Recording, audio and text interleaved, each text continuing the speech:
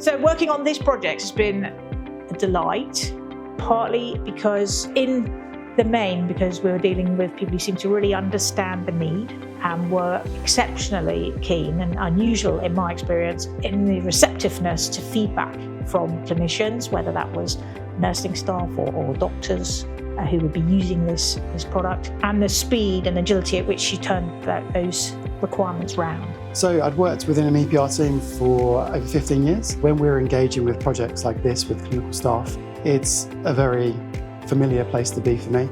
Our engagement with Milton Keynes University Hospital was key with the clinical staff, CCIOs, CDIOs, clinical teams.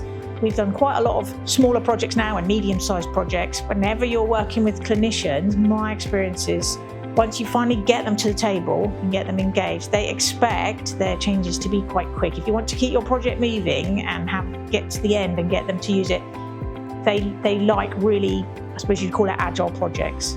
So if they make a suggestion on a Monday and we're testing it the next Monday, that kind of pace was really appealing to clinicians. Having such close access to a CCIO that's got such good knowledge of the electronic patient record, like under the hood, the workings of it, bridging that gap between the technical teams and then those clinical frontline staff that are managing risk essentially every day and the gaps in the patient record and the challenges that presents. I think that's essential because they weed out all the essential information that you need to surface. They've got all the engagement with the clinical staff, people actually on the front line who are using the product and the solution.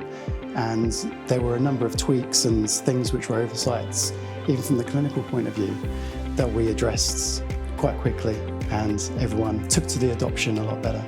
So the staff's experience of interacting with the solution, it was actually taken up really well by our staff. There was little training that needed to be done before we could roll this system out, and the staff have shared that it's really changed how they're caring for the babies.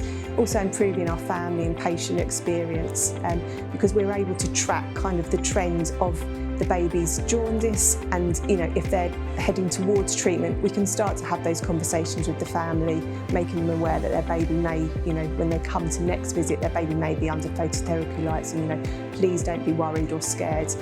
Very common in a premature baby and also in our term babies. But it's just preparing the families and empowering them to be involved with their baby's care. Working with Inicio to build that end page, integrating it, is about collaboration. It's about trust. There's a lot of effort on all sides, from the hospital, from Inicio. I'm really glad to say that the programme time where we first had those initial discussions about whether we could do this, through to where we've launched, and we now have a really successful clinical product that our teams in the hospital are really happy with. That was not an unreasonable amount of time at all.